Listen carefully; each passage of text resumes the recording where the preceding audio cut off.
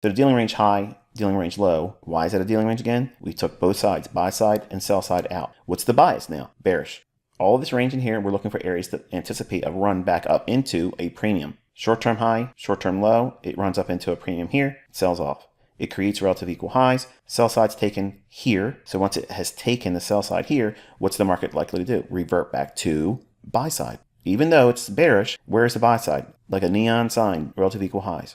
Bumps up to it, then does what? You have now a new dealing range. You have a dealing range from low, because it took out the sell side, and the buy side's taken here. So your dealing range is from here to here. What is the usefulness in that? You're anticipating the market to trade back down to a discount and eventually to its sell side. Discount array below 50% of here to here. This fair value gap is a target. So you're going to be looking for areas once it sells off. Here's a fair value gap. Break lower, target, filled, sell side, relative equal lows, tags it. So now we have this dealing range from here to here. Why is that a dealing range? We've taken buy side here and sell side's been taken here. So from here to here, you start doing analysis inside of that range. Look at all the back and forth in here. And then we get to this level here and it's more energetic. When I see that, I identify this as the dealing range high to here, but I will refine it down to the most energetic price swing inside of the dealing range. So I'm going to use this range here from high to low. How's that useful? From here to here, I'm going to be looking for a equilibrium price point or premium to go short, as the bias is what? Bearish.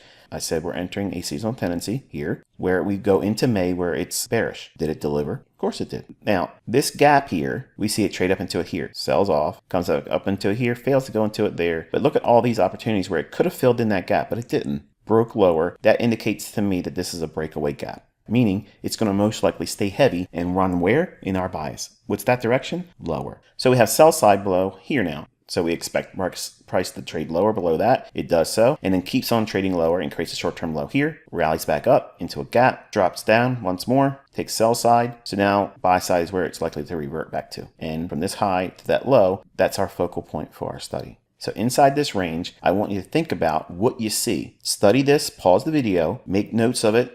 All right, so I have the chart kind of aligns that we can focus on that range here. So inside that range, we have a buy side liquidity pool right there. It trades up and purges buy side. Why is that likely to occur? Because we're bearish. We're going into a seasonal tendency where the market's likely to trade lower. So anytime it runs back above buy side liquidity, it's likely to sell off. Once it accumulates those buy orders, it's going to target what? The sell side below that low here. And it does so here. So sell side is now purged. So in short, if we're bearish, I like to look for a short-term high taken out and accumulate short positions. Who's accumulating short positions above old highs? Smart money. They held price there. Why? Because they were allowing traders to engage this as what? A bull flag. We were bearish here. The market trades lower, attacks the sell side, runs in, spends time down here, and then we have Friday's price movement. So let's discuss liquidity a little bit deeper. This is what the algorithm does, okay? I want you to think like this, because this is what the algorithm, when it runs certain macros are a short list of orders of instruction. Do this, do that. The if, then, or. That logic behind how the price is being designed, delivered, and booked.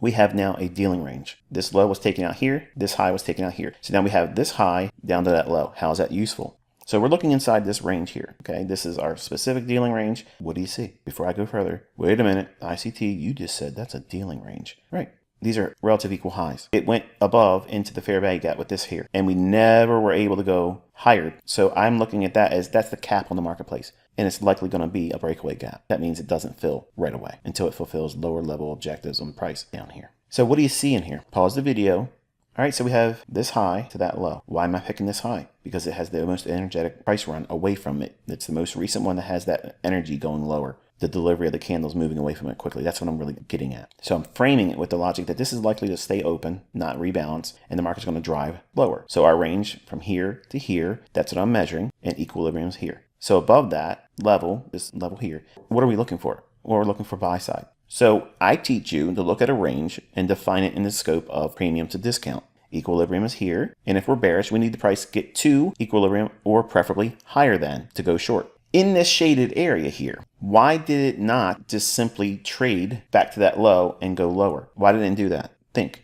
That's our last up close candle right before the energetic move lower. Inside the context that this is likely a fair value gap that is going to stay open. Why? Because it had no ability to get up into it, close it at all. So that changes the fair value gap to what? A breakaway gap. Breakaway gaps remain open until lower level objectives are fulfilled and delivered and booked. In other words, it goes lower to a specific price level in the discount. Then at a later time, it might come back up to here, but it could be an undetermined amount of time. I don't know when they'll come back to fill in a breakaway gap. And if it's bullish market, everything I just said, just reverse it. This last up close candle prior to the move lower and taking out that dealing range low, that is my ICT bearish order block. It trades lower, comes back up, doesn't really quite get back to that old low, sells off again, then it comes back, ramrods this low here, goes above it, and then consolidates. So anyone that would have expected this little bit of fluctuation through, this would have wore them out. These are days. These are days of trading, S&P. Shorts are going to be scared. It's probably going to go higher. Why? Because they see a bull flag. Run up, consolidation, and they expect it to go higher. We're bearish. We're in a premium market, and it's going to a bearish order block. Now, price is likely to drop lower and reprice and target what? What's it going to target? If this is your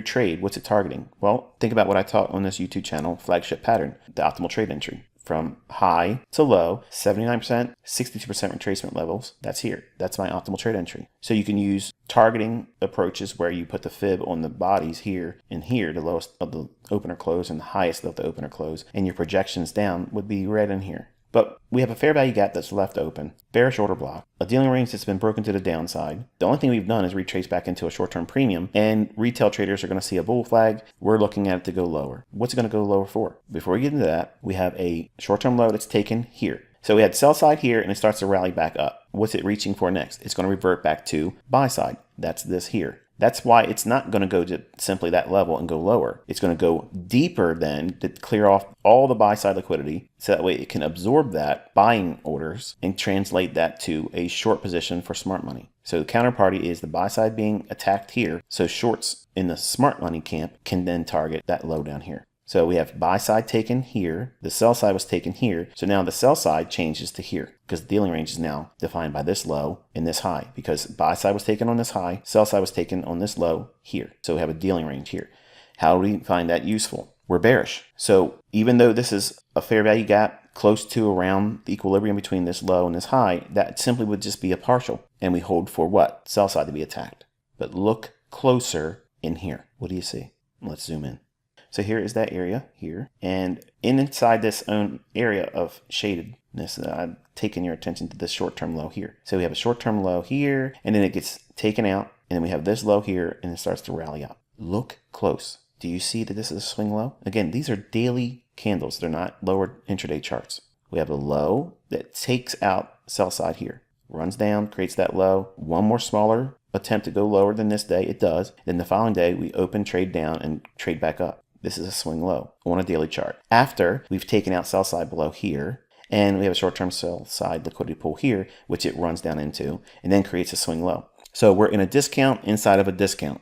Think about that now. If sell side's been taken here, and sell side's been taken here, what's it going to revert back to? Buy side. Where's that? Swing high on a daily is here. So if it's going to go here and run to that level, buy side is simply not just that at that level. What's above that? Bingo. Our gap. Notice how we had sell side taken here, and then the market reverts back to buy side and to an imbalance, that gap.